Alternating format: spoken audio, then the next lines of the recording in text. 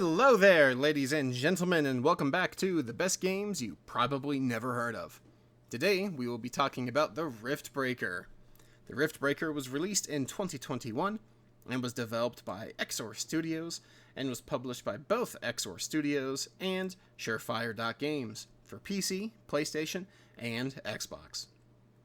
The Riftbreaker is an action, adventure, and strategy game where you pilot an AI mech by the name of Mr. Riggs as you try to establish a portal on this distant planet for human colonization. You play as Captain Ashley Nowak, Nowak being a very weird name because, sadly, Exor Studios is Polish and thus has some funky names. Ashley is a scientist for the Riftbreaker program that has been tasked with this mission. Ashley is fascinated by alien life and has a moral dilemma when it comes to the preservation of the planet's natural ecosystem, as well as the need to develop a functioning factory and base to allow for human transportation across the stars. The Riftbreaker has a unique combination of action and strategy to its gameplay mechanic. The action comes in the form of controlling your mech, Mr. Riggs, as you explore and tear your way across this alien planet. You are able to develop a vast number of different upgrades and equipments for your suit to make you a walking war machine, or an expert field surveyor, or perhaps just a little bit of both. The strategy comes in two different parts, the first being base defense, much like a tower defense game, and the second in the way of resource management. You will need to establish a large number of different factories and power plants to further develop your technology on this planet.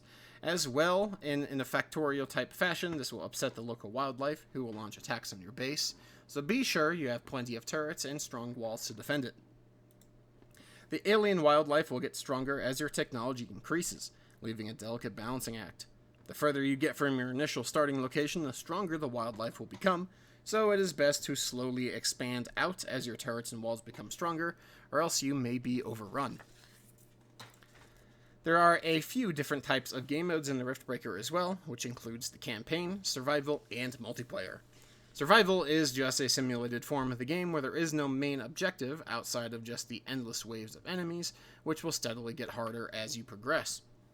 The campaign offers the core understanding of the mechanics slowly, as well as a little bit of story intrigue to help you try to understand the planet and reveal its secrets to you. Don't skip over the tutorial as well, as providing some story lore and some understanding to the button mapping. You will also have to jump to different locations across the map, leaving your first base behind as you establish a second one and search for more rare resources. Your base will function on autopilot while you are away. This does not stop the onslaught of enemies, however, neither does it for resource consumption. Being on alert and well defended without your presence is paramount. I have greatly enjoyed this game for the dozens and dozens of hours I have put into it. If you enjoy tower defense games, base builders, or hack and slash style combat, I would recommend this title. It has been given great reviews by game reviewers, as well as a 90% overall score on Steam.